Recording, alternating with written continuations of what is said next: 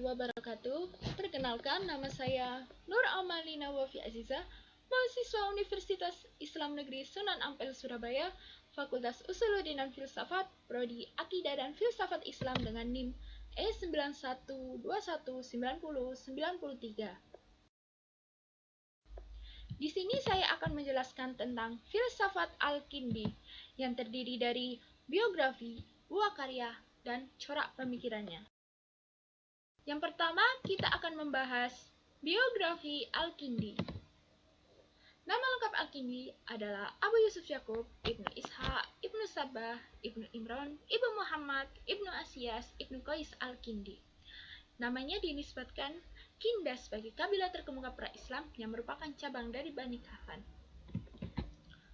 Al-Kindi lahir di Kufa pada tahun 180 sampai 260 Hijriah atau 769 sampai 873 Masehi. Beliau ini hidup di masa pemerintahan 5 khalifah. Kakek buyutnya adalah seorang sahabat Rasulullah SAW yang gugur sebagai syuhada dalam peperangan kaum muslimin dengan Persia di Irak. Ayahnya adalah seorang gubernur Kufa pada masa pemerintahan Al-Mahdi dan Ar-Rasyid. Meskipun ayahnya meninggal pada saat beliau anak-anak, tetapi beliau masih mendapatkan kesempatan menuntut ilmu dengan baik. Dan ia memperoleh pendidikan studi bahasa dan teologi Islam di Basra. Kemudian ia menetap di Baghdad dan mampu menguasai 2 bahasa, yaitu bahasa Yunani dan bahasa Syria. Dengan kecerdasan beliau, kemudian ia diajak bergabung oleh kalangan cendekiawan dan memperoleh kedudukan terhormat di 2 sisi khalifah. Dan meskipun beliau belajar di Basra, tetapi Al-Kindi ini tumbuh dewasa dan meninggal di Baghdad.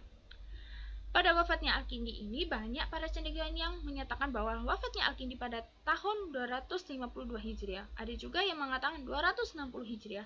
Dan ada juga yang mengatakan bahwa wafatnya Al-Kindi pada sesudah berusia 80 tahun. Yang kedua, kita akan membahas buah karya pemikiran Al-Kindi.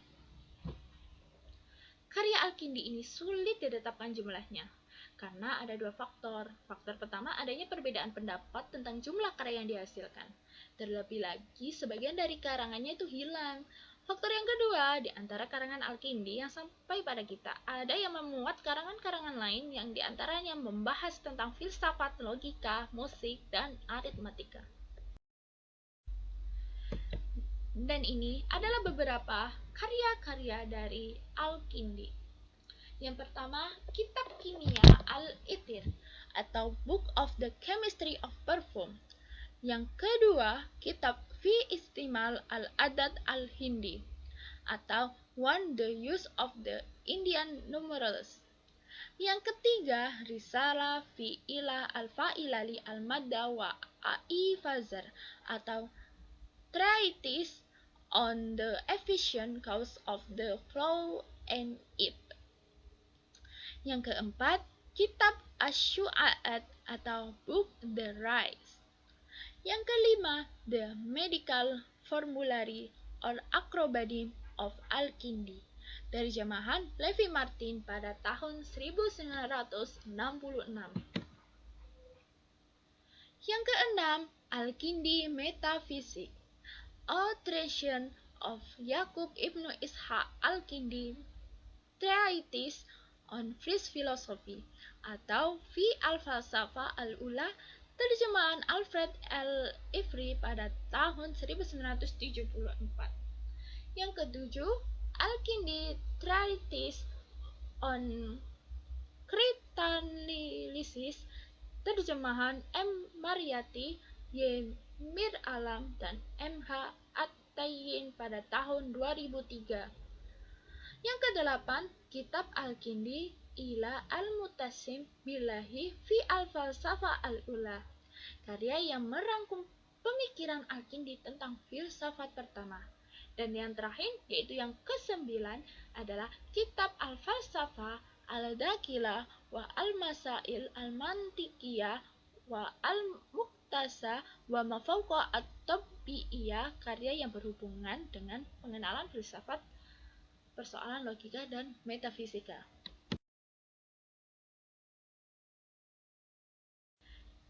Dan yang ketiga ini kita membahas corak pemikiran filsafat Al-Kindi. Corak filsafat Al-Kindi ini ada 5. Yang pertama adalah falsafah ketuhanan, yang kedua adalah falsafah jiwa, yang ketiga arah dan pembagian filsafat Al-Kindi, yang keempat adalah alam, dan yang kelima adalah roh dan akal. Yang pertama adalah falsafah ketuhanan. Meskipun Al-Kindi hanya filsuf Yunani dan filsuf Islam, tetapi beliau juga adalah ahli ilmu pengetahuan, dan menurut ilmu pengetahuan dapat dibagi menjadi 2, yaitu pengetahuan ilahi dan pengetahuan manusiawi. Menurut Al-Kindi, filsafat itu pengetahuan tentang apa yang benar, dan terlihatlah persamaannya falsafah dan agama. Intisari bahwa falsafah yang paling tinggi adalah falsafah Tuhan. Jadi, Tuhan bagi Al-Kindi adalah pencipta dan bukan penggerak pertama, sebagai apa yang dikatakan Aristoteles. Al-Kindi menjelaskan makna dari filsafat pertama yaitu sebagai berikut.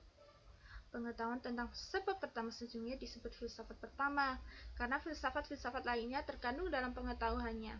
Oleh karena itu, sebab pertama adalah pertama dalam kemuliaan, pertama dalam genus, pertama dalam derajat berkenan, dengan pengetahuan yang paling pasti, dan pertama dalam waktu karena ia adalah sebab dalam waktu.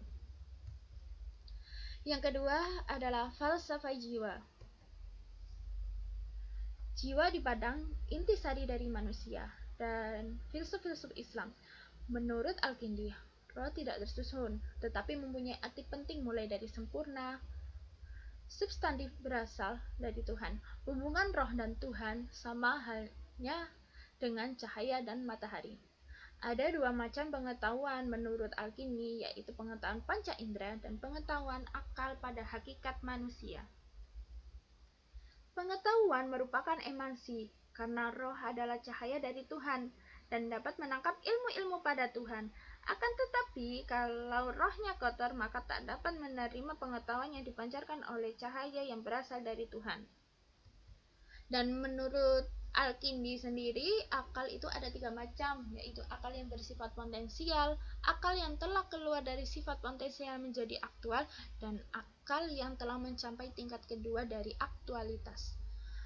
Dan Al-Kindi juga menambahkan lagi 1 macam akal, yaitu akal yang selamanya dalam aktualitas. Yang ketiga adalah arah dan pembagian filsafat Al-Kindi. Menurut Al-Kindi, filsafat hendaknya diterima sebagai bagian dari kebudayaan Islam. Sejarawan Arab menyebutkan bahwa gagasan ini dalam konteks baru yang dengan mendamaikan warisan Helenitis dengan Islam dan meletakkan asas sebuah filsafat baru. Filsafat adalah pengetahuan tentang kebenaran. Batasan Risalah Al-Kindi tentang filsafat awal yang menyebutkan pengetahuan tentang hakikat segala sesuatu dalam batas kemampuan manusia. Ruang lingkup Al-Kindi telah terbagi menjadi 2 bagian, yaitu studi-studi teoritis dan studi-studi praktis. Batasan filsafat sendiri masih bersifat tradisional. Jadi, Al-Kindi adalah filsuf yang menyelaraskan antara agama dan filsafat.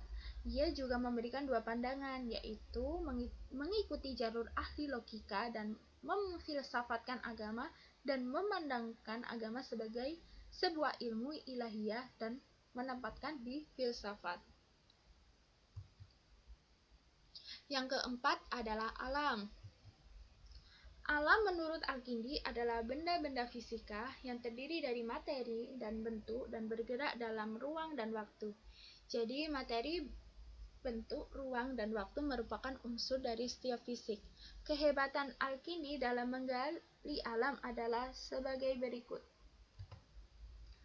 Selain metafisika, Al-Kindi juga tertarik pada matematika dan ilmu-ilmu pengetahuan kealaman.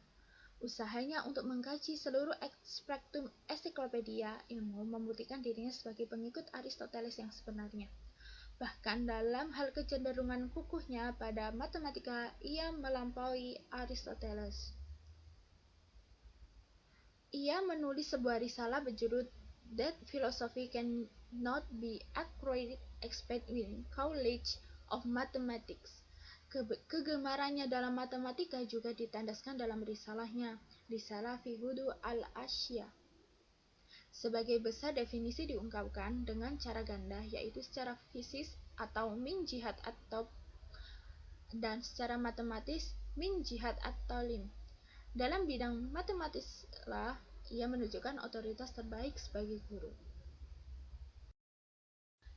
Dan yang terakhir adalah roh dan akal. Roh adalah suatu wujud yang sederhana dari zat terpancar dari Sang Pencipta, persis dalam sinar pancaran matahari. Roh ini bersifat spiritual dan ketuhanan. Al-Kindi membagi 4 macam, yaitu akal yang selalu bertindak, akal yang secara potensial berada di dalam roh, akal yang telah berubah, dan akal yang kita sebut akal kedua atau akal tingkat aktualitas. Al-Kindi pun berkata, bila genus-genus dan spesies menyatu dengan roh, mereka menjadi terakali. Roh benar-benar menjadi rasional setelah menyatu dengan spesies. Sebelum menyatu, roh berdaya rasional. Segala sesuatu yang mewujud dalam bentuk daya tak dapat menjadi aktual, kecuali bila dibuat oleh sesuatu dari daya menjadi aktual. Genus-genus dan spesies itulah yang menjadikan roh yang berupaya dalam daya rasional menjadi benar-benar aktual yang menyatu dengannya.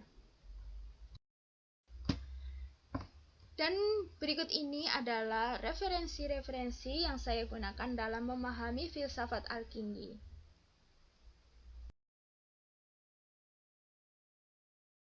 Terima kasih telah menyaksikan video saya dan mendengarkannya. Maaf bila ada salah kata atau salah ucapan. Saya mohon maaf yang sebesar-besarnya. Saya akhiri. Wassalamualaikum warahmatullahi wabarakatuh.